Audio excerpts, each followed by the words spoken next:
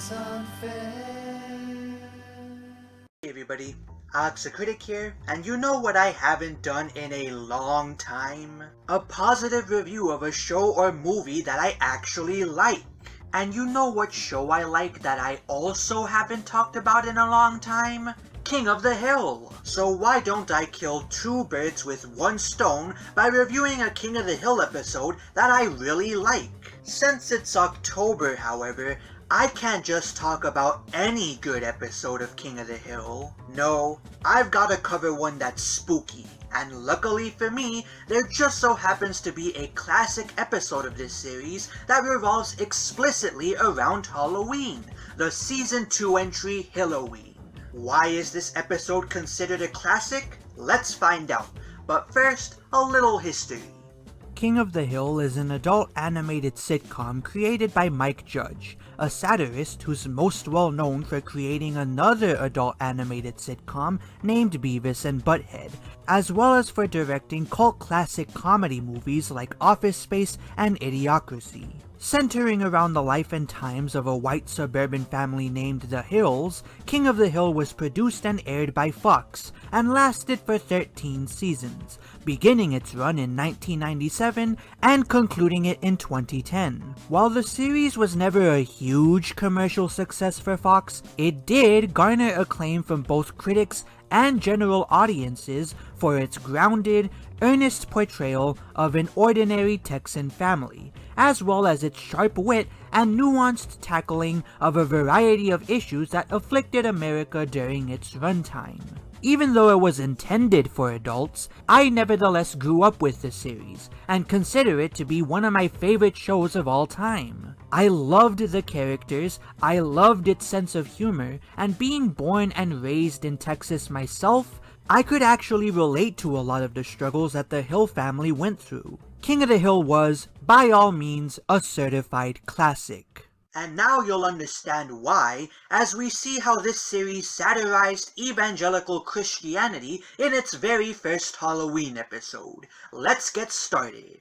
The episode opens with an exterior shot of the Hills house as ominous music plays in the background. The date is October 28, 3 days before Halloween. We smash cut to the inside of Hank's garage, where we see him sketch an outline around Dale's body with chalk. Luckily, Dale isn't actually dead. He's just helping his friends design a prop for a haunted house they're building for their local school.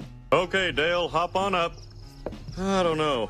Looks like he died with his tongue sticking out. Here's a thought, Hank. Why don't you just wash off that bit of the outline and replace it with a straight line?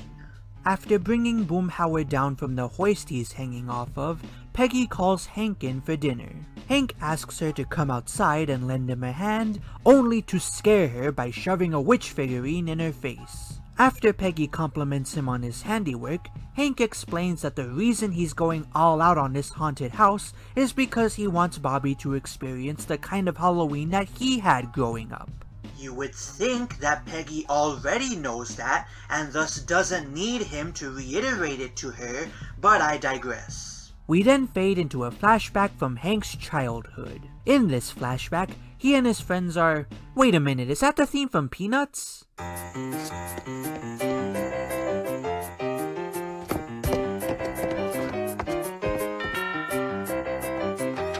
Holy shit, it is! It's a slightly reworked version of the theme from Peanuts. That's pretty cute, especially since without It's the Great Pumpkin, Charlie Brown, animated Halloween specials probably wouldn't be as big of a deal as they are. Anyways, in this flashback, Hank and his friends are going trick-or-treating, dressed in the kind of quality Halloween costumes that only a 9-year-old with 30 minutes and everyday household utensils to work with can provide. They hit up this random house and are greeted by a middle-aged woman who gives them a, "I'm sorry, are those entire packages of Hershey's chocolate bars?" Wow, life was way better in the 60s. Nowadays, you'd be lucky to find anybody in your neighborhood giving out candy at all.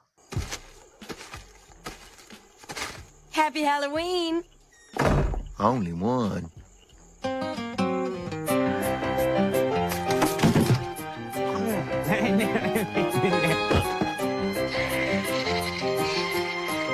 serious? You guys are going to vandalize this poor woman's house because she didn't give you enough candy? Did you not see how enormous those packages of Hershey's chocolate bars were? If I had ever been given that much candy by one of my neighbors on Halloween, I'd be crying tears of joy before giving them the tightest hug of their life. Come on, push it over, knock it down, quick! Okay, Dale's house is next. Wait.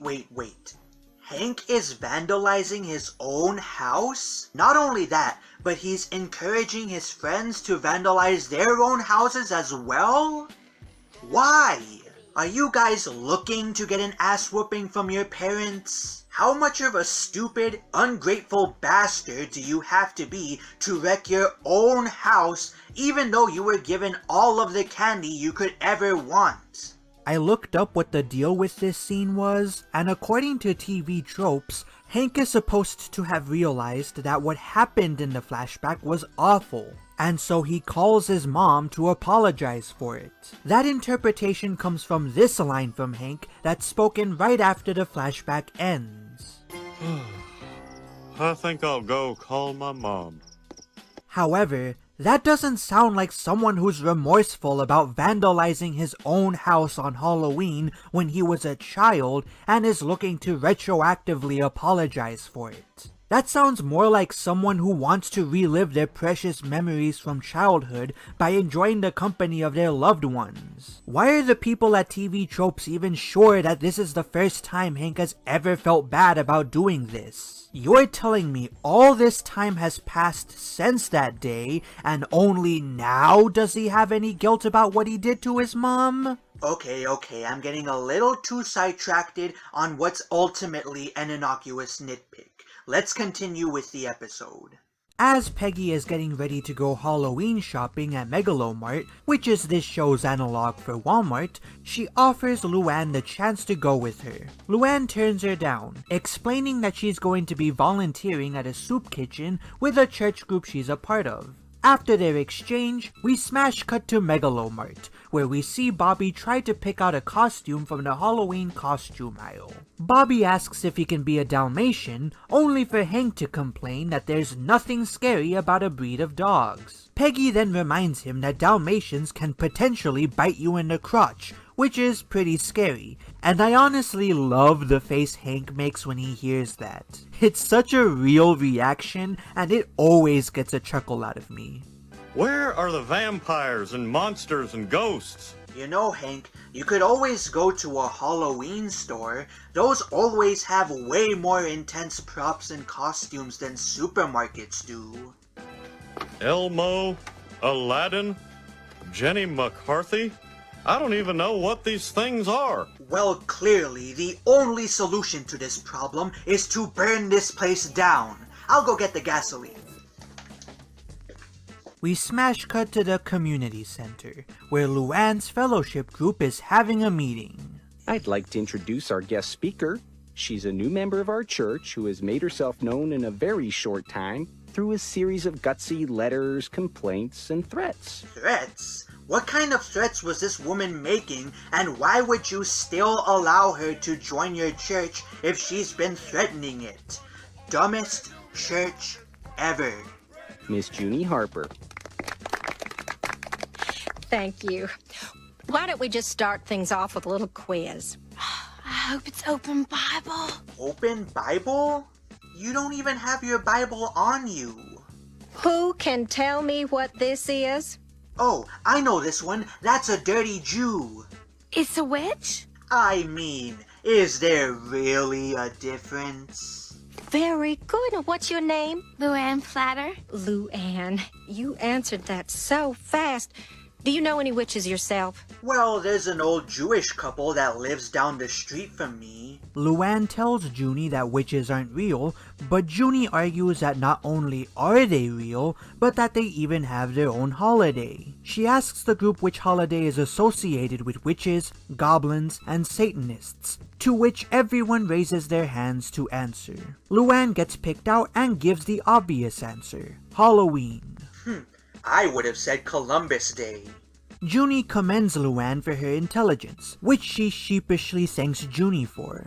After the camera zooms into Junie's face as sinister music plays in the background, cut back to the Megalomart, where the Hills are waiting in line. Hank laments that his wife only picked out low-fat candy that nobody's gonna wanna eat, which leads to this funny exchange between her and Bobby.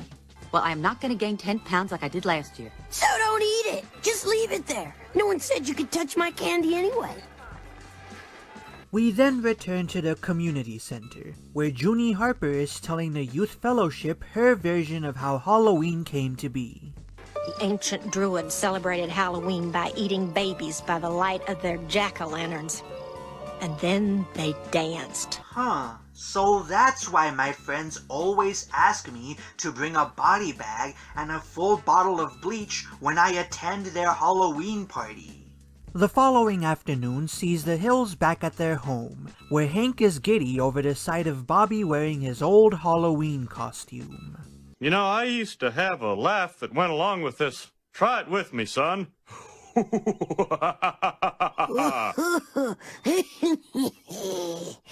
Scary?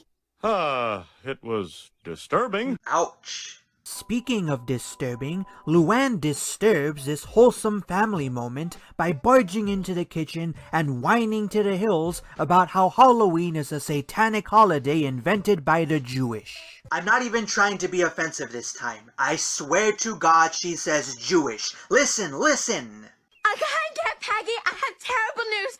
Halloween is a satanic holiday. It was invented by the Jewish. Tell me that's not what she's saying. Anyways, Peggy corrects her by saying it was the Druids who created Halloween, while Hank asks her where she heard this garbage. Luann assures him it's the truth because Junie Harper told her it was, but Hank argues that Halloween is just a harmless tradition that has nothing to do with worshipping the devil. This makes Luann walk away in tears because she's a crybaby, but of course Peggy tries to defend her. Well, what is wrong with you? She just put some exciting new thing in her braid and all she wanted to do was show it to us. Why do I get the feeling that she would be saying this exact same thing even if Luann was espousing Nazi beliefs?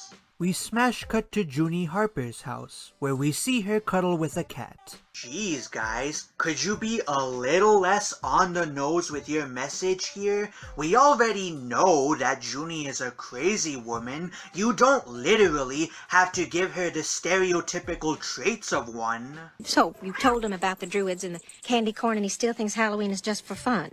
Whoa, wait. Candy corn? What's the sinister secret behind candy corn? Is it as horrifying as the true purpose of aglets? I felt so stupid. Oh, no. First of all, in the eyes of the Lord, you're a genius. Well, that's a load of bullshit. Any god worth a damn would be able to tell that she's obviously an idiot. Junie assures Luann that the devil, that being Hank, is only trying to make her feel stupid so he can more easily trick her into doing his bidding. After Junie advises her to think she's smart so Luann can, quote, resist him, we're treated to another really funny exchange. I'm not sure. Satan be gone! Now you see? Yes. Junie then tells Luann that since Satan is getting really popular nowadays, she's going to be hosting a Hallelujah house this Halloween as a religious alternative to your traditional haunted house. This makes Luann gasp in horror as she remembers that Hank is building a haunted house for Bobby's school. Piqued by that bit of information, Junie asks Luann to tell her more about it. We then cut to the gymnasium of Tom Landry Middle School, where Dale is helping Hank put the finishing touches on their guillotine prop. Their work gets interrupted by the arrival of the principal, Randy Moss, who's accompanied by Junie. Mr. Gribble, this is a school. You have to take that cigarette outside. Yes, sir. Jackass says what? What? I swear, Dale is the only cartoon character who can make a lame-ass joke like that funny. Principal Moss introduces Hank to Junie Harper and tells him that she has some concerns over their haunted house, as she considers Halloween to be a, quote, religious holiday. So, according to her logic, the school can't host said haunted house unless it gets her approval, as the US Constitution guarantees a separation of church and state. Principal Moss sides with her, not because he actually believes what she's saying, but because she has an attorney. What's the skeleton for? Planning to read fortunes with the casting of bones? How does that even work? No. And what's that? A witch? That has got to go. Man, it's a good thing they didn't bring the rotting deer carcass with them, or she'd have really freaked out. Hank shoots down her requests, arguing that he wants the kids of Tom Landry to have a Halloween that's actually worth a damn, but Junie just ignores him and bemoans the idea of having a haunted house at all. This prompts yet another really funny exchange when Bill pitches an idea of his own. Oh, we can make it a house of pancakes. I'm just brainstorming here. Shut up, Bill. Yeah, Bill. Everybody knows that waffles are far superior. God, what a dumbass. Hank gives Principal Moss an ultimatum. Either they do the haunted house right, or they cancel the whole thing. Hank, we can't afford another lawsuit. We blew our budget fighting wheelchair ramps and left-handed scissors. Who sues a school over left-handed scissors? Wheelchair ramps I get, but left-handed scissors? I guess even back in the 90s, people really had nothing better to do with their lives. So that's how it is, huh? Boomhauer, grab Hagatha. There's only room for one witch in here. Damn! The only thing that stings worse than that insult is the pain of knowing that I am never gonna be able to use it on anybody. Well, I don't know. Kids sure do love pancakes. Bill, your idea bombed. Let it go. Back at the Hills house, Hank complains to Peggy and Luann that Junie ruined the last Halloween that he and Bobby are going to have together. Peggy suggests that he host his haunted house in his garage, an idea that Hank is receptive to. Luann, however, objects to this, warning her aunt and uncle that they could go to hell for it, as that's what Junie Harper told her. This, understandably, makes Hank snap at her. Luann, just when I think you've said the stupidest thing ever, you keep talking. Oh, I'm going to use that clip in my commentaries from now on. Luann screams at Hank not to trick her into thinking she's dumb, and the two of them step towards one another with their chests puffed out as though they're about to throw hands right there and then, which is a pretty funny sight. Peggy steps between the two of them and tries to ease the tension, but... Now, hold on. Luann is not stupid, and neither is Hank's idea for a haunted house. So, you can have your haunted garage, and you can be smart. But Junie Harper says, last time I checked, it wasn't Junie Harper's face in the stained glass window at Arlen First Methodist. Yeah, it doesn't work. That night, Hank takes Bobby out for a walk through their neighborhood, where he tells him that he'll soon be too old to go out trick-or-treating. Being the big-boned kid he is, Bobby is upset at this news, but Hank calms him down by assuring him that getting candy from complete strangers is only half the fun of Halloween. What's the other half? Vandalism! I'm not joking. Hank tries to get Bobby to egg Dale's house and defends it by calling it a, quote, act of respect. I wouldn't have too much of a problem with this if this wasn't Hank Hill we were talking about. This is the same man who took an adult video store to court for claiming that he rented a tape from them. He is the poster child for uptight, law-abiding citizens, and yet he sees nothing wrong with vandalizing somebody's property just because it's Halloween? Give me a break. I get that the writers want to show a softer side to him, but they've gotta keep it in character. Joshua! Wow, she gave up looking for her cat pretty damn fast. Naturally, Hank gets the idea to egg Junie's house instead, and so he and Bobby walk over to it, weapons in hand. They hide behind some of the bushes on her yard, where Bobby once again tries to dissuade Hank from vandalizing somebody's property. I don't know, Dad. This is vandalism, and vandalism isn't cool. Bobby, that attitude is a little immature. Now come on. You know what else is immature, Hank? Going to jail.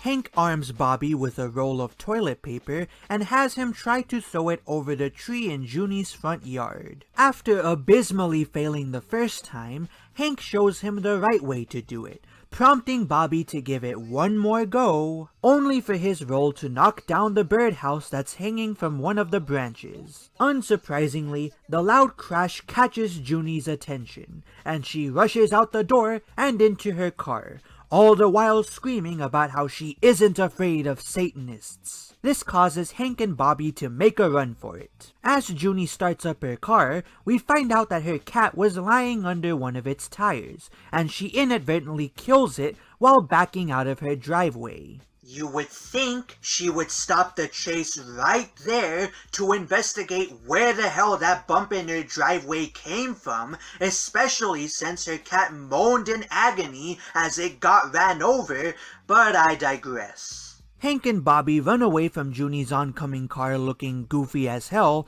and I just have to ask, why did they run onto the street? Why didn't they just book it through Junie's backyard? Better still, why didn't they hide in those bushes from earlier? They looked big enough to hold the two of them, and it's not like Junie would have thought to look there, since we've just established that she didn't so much as raise an eyebrow when she heard her cat getting run over. There are just so many other things Hank and Bobby could have done that would have provided an easier means of escape than running right down the middle of an empty goddamn road where one can easily make them out.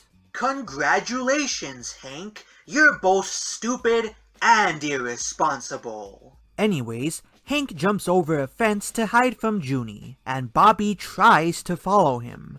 Unfortunately, he gets stuck doing so, and Hank, being the dumbass he is, takes his sweet time dragging Bobby over the fence, giving Junie just enough time to make Bobby's face out. The two of them are able to run back to their house, where Bobby warns Hank that the police are on the scene. Wait a minute, what? The police are already on the scene? That's just impossible! I mean, think about it! The average response time of the police is about 5 to 10 minutes, and that's without considering the extra few minutes it took Junie to drive back to her house and dial 911 to begin with. Why was Junie even getting into her car in the first place? What was her end goal here? To run Hank and Bobby over? Cheese and rice, lady. Don't you think that's a bit of an overreaction? A dangerous overreaction? Since you're giving your vandals a prime opportunity to physically assault you? Look, I know that she's supposed to be a religious fanatic, but this series of events is just too fanciful for me to believe. That's a really funny choice of words, isn't it? Furthermore, Junie lives right next door to Dale, as it was Dale's house Hank was pointing to when telling Bobby about who needed to get egged. Why is that important? Because Dale lives on the same street as Hank, so it shouldn't have taken that long for him and Bobby to get to their house. So either they're really slow and out of shape, or the police are just insanely fast. Either way, I'm calling bullshit on this. Anyways, Hank urges Bobby to ditch their supplies, and they end up throwing it right onto Dale's roof, which leads to this admittedly hilarious scene.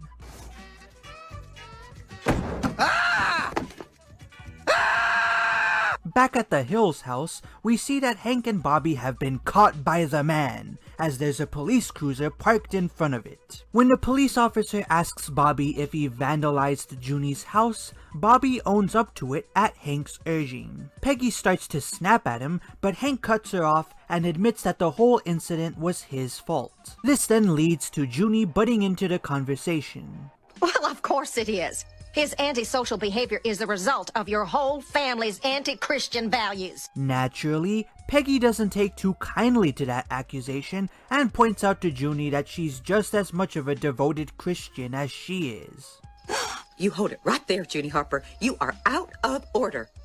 I go to church too, and I have raffled and bingoed and bake saled my way as close to the good Lord as you. So do not try to one-up me, because I will one-up yours. I mean, it was your son and husband who went out and trashed somebody else's property, Peggy. So for all intents and purposes, Junie is the one in the right. She might be out of line, but she is in the right.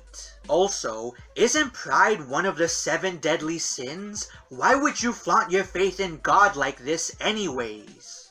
The complacency of fools will destroy them. Proverbs. Get out of my house!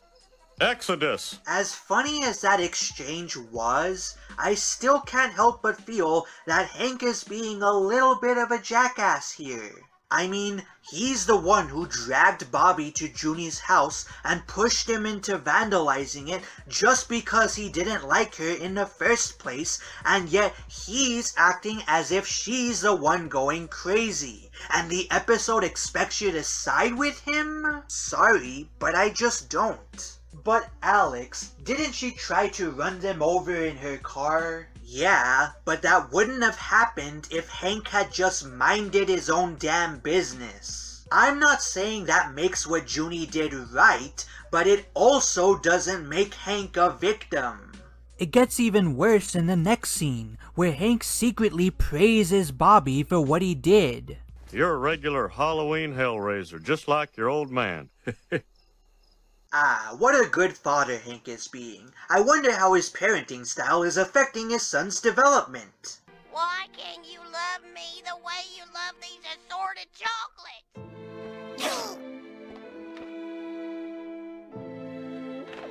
I'm sweet on you, Connie. Connie, I'm your little candy man. No! I thought so. Anyways, Hank gives Bobby a fake scolding after Peggy passes him by in the hallway, and I have another question to ask. Did we ever find out what punishment Hank and Bobby got for trashing Junie's front yard? I don't think we're told what happens to either of them, which gives me the impression that they got away with it scot-free. Enough nitpicking though. We cut to the following morning, where Bobby is being driven to school. On the way there, he and Hank pass by Junie Harper's house, where they see her pulling off the toilet paper from her tree. Hank, being the jerk he is, laughs at what he and Bobby did, but Bobby doesn't share this sentiment, as the sight of Junie's broken birdhouse makes him feel guilty about the whole affair. I'll never use toilet paper in anger again. That is, unless I ever eat Taco Bell for lunch. We crossfade to later in the day, where a solemn Bobby is sitting alone in silence in his bedroom. Luann steps into the room and asks him what's wrong, to which Bobby explains that he's punishing himself for what he and his father did the night before. Luann tries to cheer him up by assuring him that it wasn't his fault, but rather Hank's. However, she isn't blaming Hank for the reasons you think. He's a Satanist, Bobby. I knew it! Suddenly, Hank's behavior in Bill Gatter's Moss makes total sense! Oh, come on, Luann. That's the craziest thing I ever heard. It's true. Oh, dang. Okay, I know I already used this joke in this review, but dumbest kid ever. Really, Bobby? All it takes for you to think your dad's a Satanist is somebody saying so? Look, I know that Bobby isn't the sharpest knife in the drawer, but even he isn't so bottomlessly stupid as to buy Luann's bullshit here. Let's be lucky that Luann didn't tell him Hank molested him, or else Bobby would be phoning up Child Protective Services right now. That's why Uncle Hank's mentioned my ideas about Halloween. The devil doesn't want you to know the truth. Did your father ever make you drink blood? He made me eat liver once. That is called a recovered memory. Oh God, no. Think, Bobby. What else can you remember?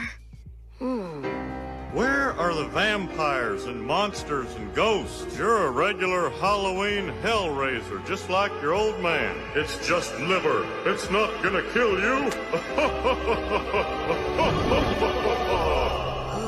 Dang. Okay, fuck it. If these two are this brain dead, then they deserve to be brainwashed into an evangelical Christian cult. Luckily, my frustration with his and Luann's stupidity is alleviated by the following scene, which has Dale telling the City Council of Arlen about a supposed hate crime he's been the victim of. The vandalism upon my house can only be described as a hate crime. Somebody hates me. That's such a simple line, but the way that it's delivered makes it hilarious. Rest in peace, Johnny. You were a voice acting legend. Right after Dale's little speech, Junie Harper stands up and tells the council that her house was also vandalized. Only she was targeted by Satanists. Ms. Harper, what evidence do you have of that? What evidence? How is this for evidence? Oh, how did she get into that building with a dead cat? Does this place not have any security? She could have been carrying live grenades in that cooler, for Pete's sake. After we see everyone in the room freak out over the sight of a dead cat, we cut back to the Hills house, where Hank is busy pinning a banner advertising his haunted house above the door to his garage. Unfortunately, it seems his efforts have been for naught, as Luann runs outside and gushes about how Halloween has been cancelled, and the reason will shock you. I just got off the phone with Mrs. Junie Harper, and she said that the city council passed a curfew because a Satanist made her run over her cat. Shouldn't Luann know that it was Hank and Bobby who caused Junie to run over her cat, and not just some random Satanists? You'd think she'd want to call him out for that. What about the trick-or-treaters? Hank, what part of Halloween is cancelled do you not understand? Oh, there won't be any trick-or-treaters. See, Uncle Hank, you said I was wrong, but now everyone agrees with me. Nobody agrees with you. You agree with everybody else. You agree with any idiot who says anything. Alright, so when you encourage your son to vandalize somebody else's property for petty reasons, even though he doesn't want to, it's perfectly okay. But if Junie Harper influences Luann to turn against Halloween for religious reasons, it's not okay? Good to know. Stop attacking her, Hank. Luann didn't cancel Halloween. Junie Harper did. No, Hank did. If he and Bobby hadn't wrecked Junie's front yard, none of this would be happening. Damn it, Peggy, the one time I'm actually on your side, and you still steer me away with how dumb you're being. Hank, being the stubborn oaf he is, vows to teach his son the quote, true meaning of Halloween, no matter what, and he storms off. Peggy follows him for whatever reason, leaving Bobby to bike over to Luann and have probably the dumbest exchange of the entire episode. My dad sure wants me to be at that haunted house. The last time he wanted me to be somewhere so bad, I woke up without tonsils. Well, this time, he may be after your soul. These two are the kind of people that need to be told to breathe. That's how stupid they are. I'm scared, Luann. I can't help you, Bobby, but I know who can. Of course! Mainstream cable! You're a genius, Luann! We'll place our trust in the hands of America's storytellers. So, what kind of life-altering wisdom can these New Age philosophers impart upon us? If I'm going to lead the herd, I want to do it as myself. After all, you always say to lead with your heart, right? Well, my heart says that the way I feel most myself is to go by the name Fred. That's because I'm non-binary, and Fred is the name that fits me best. And I also use they and them, because calling me a she or a he doesn't feel right to me. Oh, I didn't know that. No wonder you've been struggling. How could you lead the herd without being yourself? Oh, I'm sorry I used the wrong name and pronouns. Thank you for showing me your heart.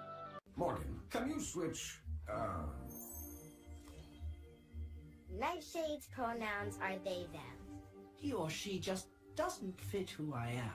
Okay, never mind. This was a horrible idea. You got a plan B, Luann? Mrs. Junie Harper. Well, it can't be any worse than what I just witnessed. We finally cut to the night of Halloween, where we're treated to the appropriately spooky rustling of leaves, courtesy of the streets of Arlen being empty. Wait a minute, did somebody throw out their Halloween decorations? Guys, you don't trash your decorations just because there's a curfew this 1 year. Come on. Anyways, we pan over to Junie Harper's Hallelujah house. We then discover that Luann has taken Bobby there, as they drive into the frame. Thanks for helping me get away. I heard Satanists like my dad always sacrifice virgins, so we both better be careful. Funny joke aside, whose car are they driving? Because Hank's pickup truck is red, and that car certainly doesn't look red to me. Back at the Hills house, we see Hank and Peggy tending to their empty haunted house. Hank laments that nobody's brave enough to break the curfew and asks where his son is. Peggy explains that he sent him with Luann to pick up more fruit juice, which has turned out to be a silly idea thanks to, nobody else showing up. Isn't there one person in this town with the courage to celebrate Halloween? Well, I can think of one person, but...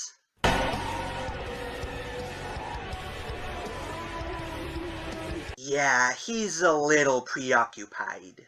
Hank, while you're out there, turn off my hose. Why didn't you turn it off sooner? We cut back to Junie's house, where she welcomes in the group of kids who have inexplicably been dragged there by their parents. Seriously, why are this many people here? Is the whole community just filled with religious nutjobs? Anyways, it's here where Junie walks kids through the horrors of her Hallelujah house. Oh, what have we here? It's a young, unmarried couple who are about to let their hormones get the best of them. Uh-oh. I guess the old saying is true.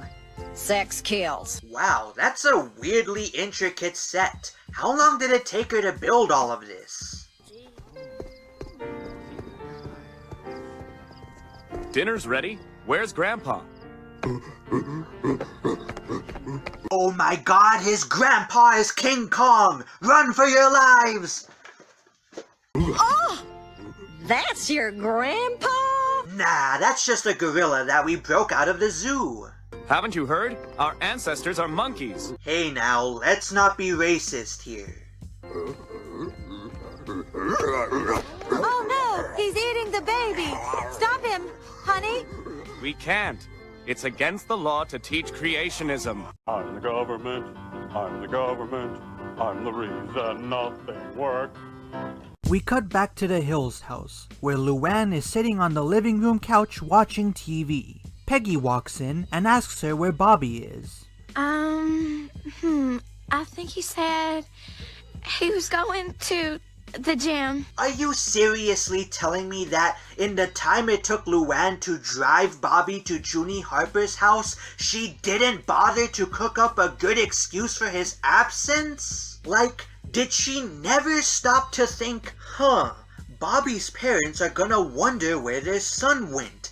Maybe I should think up an alibi that's believable that I can sell them? Geez, no wonder Hank doesn't trust a word you say. I wouldn't trust you to tell me what color the sky is. Peggy, of course, doesn't buy that baloney and asks Luann where Bobby really is. She fesses up and says he's at Junie Harper's house, and that he's probably better off there because Junie won't try to rope him into engaging in something that's satanic. This then leads to probably the biggest dressing down Luann has ever gotten from her aunt. Whoa, little missy, you hold it right there. I've had it up to here with your baloney. I have taken you into my home. I have sheltered and fed you. But if you step between my husband and his son, I will cast you out like yesterday's garbage. But From now on, you leave the parenting to us. We get a magazine about it. And the real kicker? It's completely justified, which, if you know anything about Peggy Hill's character, is very surprising. Luann sobs to herself while Peggy goes to the garage to get Hank a beer. Why does she get him a beer? Well, I'll let the episode answer that question for me. I brought you an ice cold beer. Thanks, Peggy. Luann took Bobby to Junie Harper's house for an anti-Halloween church party. I came very close to spitting out beer. I knew you'd be upset. It's the simple jokes you really gotta appreciate with this series. They wrecked my haunted house, they outlawed my trick-or-treating, and now they want to brainwash my boy? It's time for somebody to do something. Amen, brother. I'll go get the pipe bomb.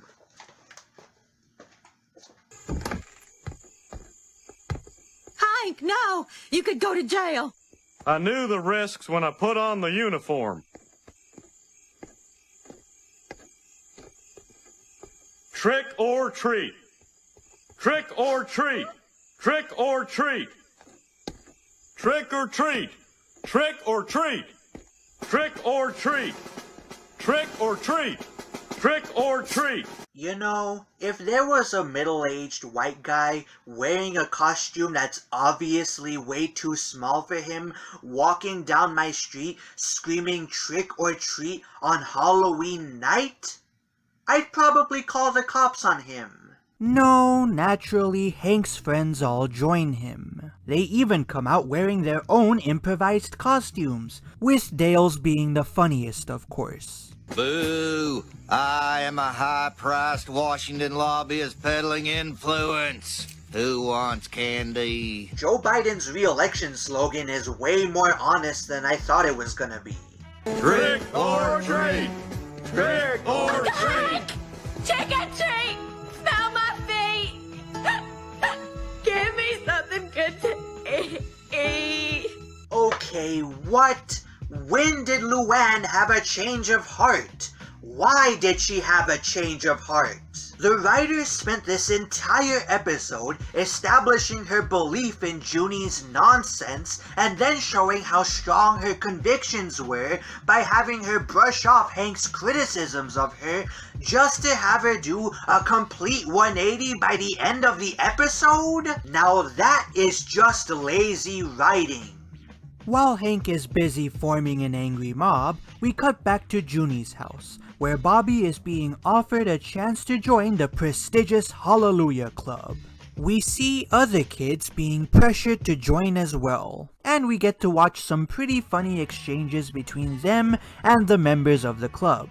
Okay, Susie, what's it gonna take to get you to join the Hallelujah Club tonight?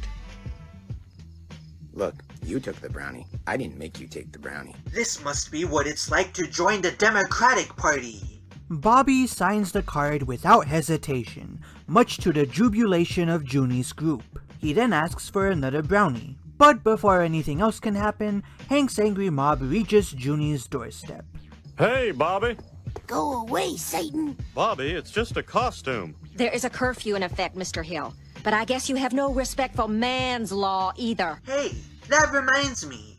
Why hasn't anybody called the police on these people yet? An angry mob chanting trick or treat can't possibly be good for the people who are trying to get some sleep. Hank tries to get Bobby to go trick-or-treating with him, but when Junie tells him he won't because he's a, quote, good boy, Hank decides that the best way to break through religious indoctrination is with lame-ass dollar store prop comedy. All right, Bobby, I don't want to force you to choose. I just wanted to spend Halloween with my son, but I guess I can't do that this year. It just tears my heart out. Oh! What do you think you're doing? I'm just keeping an eye out for my son. Oh, mercy, what have I done? Do not encourage this monster. This is vile. You know, I agree. I haven't seen a comedic routine this bad since I watched Amy Schumer's last stand-up special. Come on, Bobby. Halloween's just no fun without you. Bobby, if you leave now, you'll never get the key to the kingdom. Come on, son, let's get some candy. You'll go to hell. You'll get candy. Hell. Candy. Hell. Candy. Everlasting physical, mental, and spiritual torture, or short-term carnal pleasure?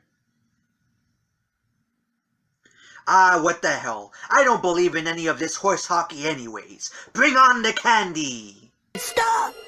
I don't care about candy.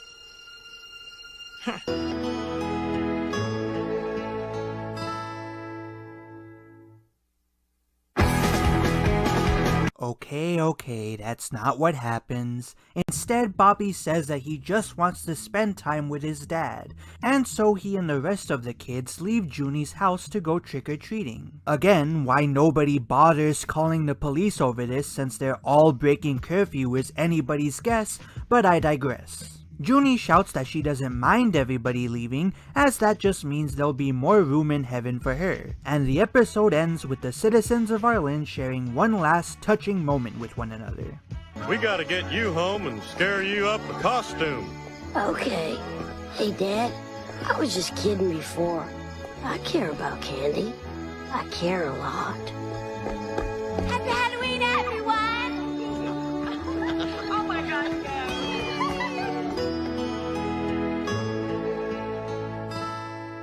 So that was Halloween, and despite its flaws, it's still a pretty solid episode.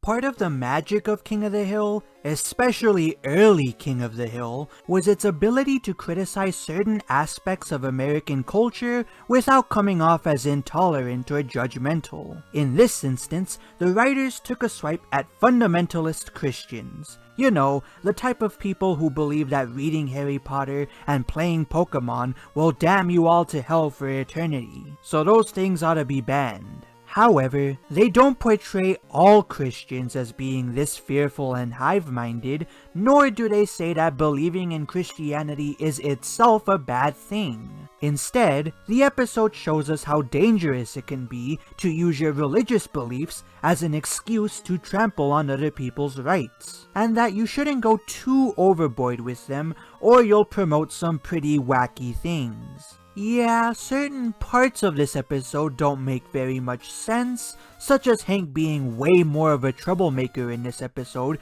when he's usually the biggest stick in the mud on the whole show, or Bobby being too stupid to realize that his dad was not engaging in some satanic practices by getting his tonsils removed. I also think the writers tried a little too hard to paint Junie as a lunatic, to the point where her character feels like a bland stereotype at times. And it bugs me that Hank never got reprimanded for basically causing the curfew to be put into effect to begin with. However, those issues aren't enough to sully what is, ultimately, a solid entry in the series, and the perfect piece of media to start on if you're going on an animated Halloween marathon.